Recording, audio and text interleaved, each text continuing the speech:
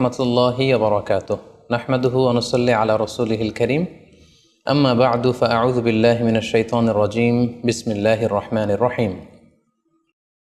আব্দুল্লাহ নামে এক ভাই প্রশ্ন করেছেন, বাথরুমে গিয়ে অনেকে মৃত্যুবরণ করেন, বাথরুমে মৃত্যু কি ভালো না মন্দ জানতে চাই। প্রিয় ভাই আব্দুল্লাহ, আপনার এই প্রশ্নের উত্তরে বলবো যে পৃথিবীতে যতটি প্রাণ আছে প্রতিটি প্রাণকেই মৃত্যুবরণ করতে হবে। সূরা আলী ইমরানের 185 নম্বর আয়াতে আল্লাহ তাআলা ইরশাদ করছেন, কুল্লু নাফসিন যায়িকাতুল মাউত, অর্থাৎ প্রতিটি আত্মাকে মৃত্যুর স্বাদ আস্বাদন করতে হবে।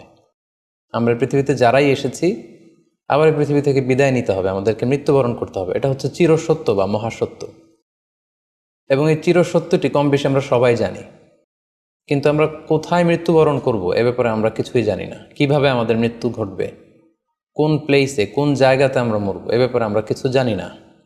এবং সে ব্যাপারে সূরাতুল লোকমানের 34 নম্বর আয়াতে আল্লাহ তাআলা ইরশাদ করছেন, ওয়ামা তাদরি নাফসুম বিআইয়ি আরদিন তামুত ইন্নাল্লাহা আলিমুন খবীর, অর্থাৎ কোনো মানুষই জানে না, কোনো প্রাণী জানে না যে সে কোন প্লেসে কোন জায়গায় মৃত্যুবরণ করবে।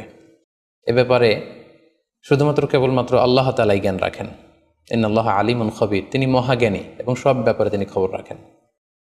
তাহলে কোরআনের এই দুটি আয়াতের মাধ্যমে আমরা জানতে পারলাম যে আমরা প্রত্যেকেই মৃত্যু স্বাদ আস্বাদন করতে যাচ্ছি, আমরা মরবো এটা নিশ্চিত, কিন্তু কোথায় মরব, কোন জায়গায় আমাদের মৃত্যু ঘটবে, সংঘটিত হবে, এই ব্যাপারে আমরা কিছুই জানি না। এবার যদি আমরা সরাসরি প্রসঙ্গে আসি, সেটা হচ্ছে বাথরুমে গিয়ে যদি কেউ মৃত্যুবরণ করে, হ্যাঁ সেটা হতে পারে, বাথরুমেও কেউ মৃত্যুবরণ করতে পারে। এবং অনেক সময় আমরা শুনেছি যে বাথরুমে অনেকে ইন্তেকাল করেছেন, মৃত্যুবরণ করেছেন। এখন এই বাথরুমে মৃত্যুবরণ করা এটা ভালো কি মন্দ, এটা তিনি জানতে চেয়েছেন। আসলে বাথরুমের ভেতরে কেউ মৃত্যুবরণ করলে এটা ভালো মৃত্যু নাকি খারাপ মৃত্যু, এ ব্যাপারে কোনো হুকুম দেওয়ার বা ডিসিশন দেওয়ার সুযোগ আসলে আমাদের নেই, কারণ এ ব্যাপারে ইসলাম আমাদেরকে কিছু জানায়নি। কারণ নিছক বাথরুমের ভেতর মৃত্যু যদি হয় তাহলে এটা খারাপ মৃত্যু বা খারাপ সাইন, সে জাহান্নামে যাবে, এরকম কথা বলার কোনো সুযোগ নেই। নিছক একটা নির্দিষ্ট জায়গায় কারণ মৃত্যুর কারণে এটা খারাপ মৃত্যু বা ভালো মৃত্যু বলে আসলে কোনো ধরনের সিদ্ধান্তে আসা যায় না। কারণ বাথরুমে নানাভাবে মানুষের মৃত্যু হতে পারে। কেউ হয়তো অজু করতে যেয়ে বাথরুমের ভিতরে মৃত্যুবরণ করেছে, অথবা কেউ গোসল করতে যেয়ে মৃত্যুবরণ করেছে, এটাও হতে পারে, অথবা প্রাকৃতিক কাজ সারতে যেয়ে বাথরুমে তার মৃত্যু হয়েছে। এর কোনোটির ক্ষেত্রেই এই মৃত্যুটি খারাপ মৃত্যু এভাবে কোনো সিদ্ধান্তে আসা যাবে না। সিদ্ধান্তে আসা যাবে এভাবে, অথবা ধারণা করা যাবে, প্রবল ধারণা করা যাবে এভাবে যে সে তার জীবনটা কিভাবে কাটিয়েছে।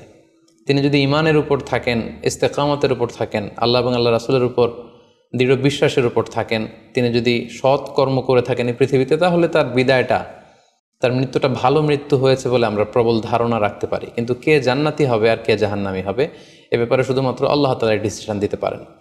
এক্ষেত্রে অনেকে একটি হাদিসের মিস ইন্টারপ্রিটেশনের কারণে এই ধরনের ধারণা করে থাকতে পারেন, যে হাদিসটি সহিহ বুখারীতে এসেছে। আল্লাহর হাবিব সাল্লাল্লাহু আলাইহি ওয়াসাল্লাম বলেছেন, ইন্নামাল আমালু বিল খাওয়াতিম, অর্থাৎ মানুষের কর্মফল নির্ধারিত হয় তার শেষ কাজের উপর ভিত্তি করে। তার শেষ জীবনটা যদি ভালো হয় তাহলে তার মৃত্যুটা ভালো হয়েছে বলে ধরা হবে। এই হাদিসের মিস ইন্টারপ্রিটেশনের কারণে অনেকে হয়তো ধারণা করতে পারেন যে বাথরুমের ভেতরে কারো মৃত্যু ঘটলেই সেটা খারাপ মৃত্যু। আসলে ব্যাপারটি এমন নয়। হাদিসে যে বিল খাওয়াতিম বলা হয়েছে, এর ব্যাখ্যা এসেছে যে বিল খাওয়াতিম মানে হচ্ছে মা ইয়ামালুহু ফি আখিরি হায়াতি, সেটা শেষ জীবনে কি কাজ করেছে সেটার উপর ভিত্তি করে তার মৃত্যুটা ভালো নাকি খারাপ এটা নির্ধারিত হবে।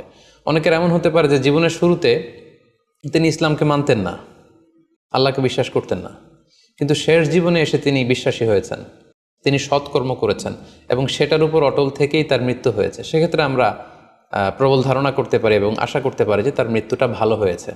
কিন্তু নিছক বাথরুমের ভেতরে যদি কারো মৃত্যু ঘটে, এই কারণে এটা ভালো মৃত্যু নাকি খারাপ মৃত্যু সেই সিদ্ধান্তে আসা যাবে না। তবে কোরআন সুন্নাহ আমাদেরকে কিছু আলামত বা সাইন দিয়েছে। এই সাইন বা নিদর্শনগুলো খেয়াল করে আমরা বুঝতে পারি যে কারণ মৃত্যুটা ভালো মৃত্যু হয়েছে নাকি খারাপ মৃত্যু হয়েছে। সেক্ষেত্রে শুরুতে আমরা আলামাতু সুইল খাতিমা, কারণ মৃত্যুটা খারাপ কিনা বা মন্দ মৃত্যু বা মন্দ বিদায় কিনা সেটা আমরা শুরুতে শুনবো।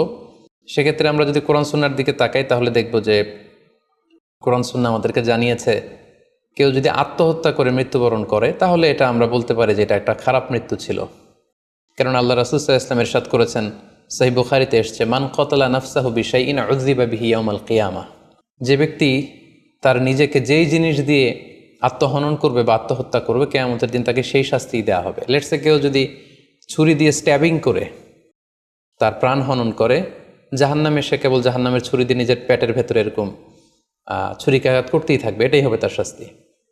কেউ যদি বিষ পানের মধ্য দিয়ে সুইসাইড করে, তাহলে জাহান্নামে তার শাস্তি হবে জাহান্নামের বিষ খেয়ে খেয়ে সেই কষ্ট বা শাস্তি ভোগ করবে।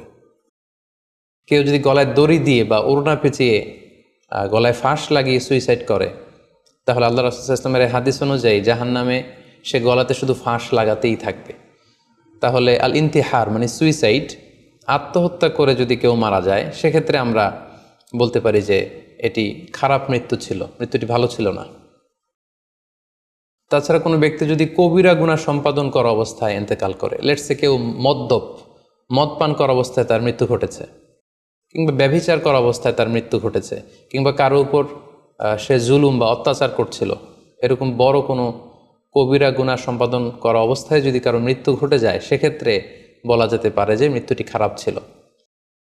পাশাপাশি বাবা মা যদি কোনো ভ্যালিড কারণে সন্তানের অন্যায়ের কারণে সন্তানের প্রতি রেগে থাকেন এবং ওই অবস্থায় যদি সন্তানের মৃত্যু ঘটে, তাহলে এটি একটি খারাপ মৃত্যু ছিল বলে ধারণা করা যেতে পারে।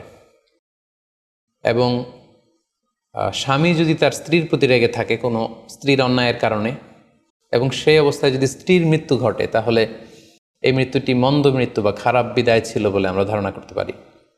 সবশেষে বলবো যে কোনো ব্যক্তির মৃত্যুতে যদি গোটা মুসলিম উম্মাহ, মুসলিম কমিউনিটি আনন্দ প্রকাশ করে, উল্লাস করে, এটাও ওই ব্যক্তির খারাপ মৃত্যু ছিল বলে ধরে নেওয়া হবে। কারণ সবাই তার অন্যায় থেকে, অত্যাচার থেকে, তার অনিষ্ট থেকে বাঁচার জন্য চাচ্ছিল, তার হাফ ছেড়ে বেঁচেছে।